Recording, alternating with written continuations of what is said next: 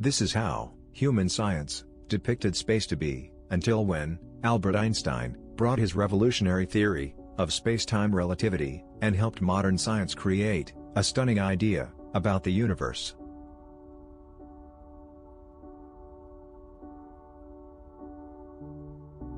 Albert Einstein, a German-born theoretical physicist, who developed the theory of relativity, one of the two pillars of modern physics, alongside quantum mechanics. His work is also known for its influence on the philosophy of science. But the most amazing thing from him is his thought experiments. One such thing was the clock tower thought experiment. Einstein was in his tram car after a long day from work. Generally, he finishes his work as soon as possible to spend his time thinking about the universe and unfolding its truth with his thought experiments. He imagined his tram car to be moving away from the Big Ben at the speed of light. And when he does so, he knew that the clock would appear to freeze for him. Time has slowed down for Einstein. Hence, he proclaimed, the faster you move through space, the slower you move through time. According to Newton's laws, motion is relative.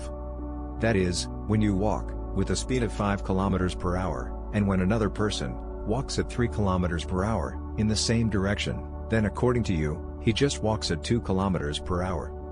And if he walks in the opposite direction, then it is 8 km per hour accordingly. But we say speed of light is 299,792,458 meters per second, and it is constant.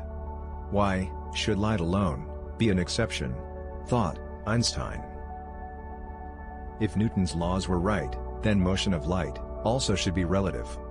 And to keep it also a constant, then ultimately, time should slow down accordingly.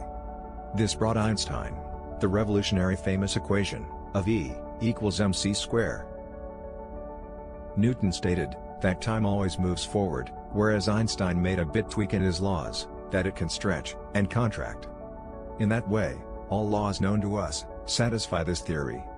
And Einstein stated, then time itself requires a separate dimension, and it coincides with our three-dimensional space, forming a fabric of net, known as spacetime. When a body falls, it gets accelerated due to gravity. And we know time dilation happens when we move faster through space. So we could conclude that time acts slower on the surface of Earth than on the atmosphere, as the gravitational pull is more. That makes the curve on the fabric, and we get pulled towards Earth due to the deformation of the space-time fabric. So gravity affects the space-time fabric.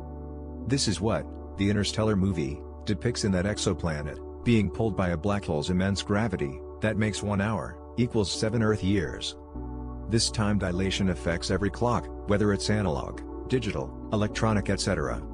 And remember, we mentioned time acts slower closer to the surface than the atmosphere. So a question arises. Does the clock show different timing when you take it with you to a mountain? The answer is yes, but we don't notice it, as the change is very less, like a nanosecond. But yes, you're right, your head is a bit older than your feet.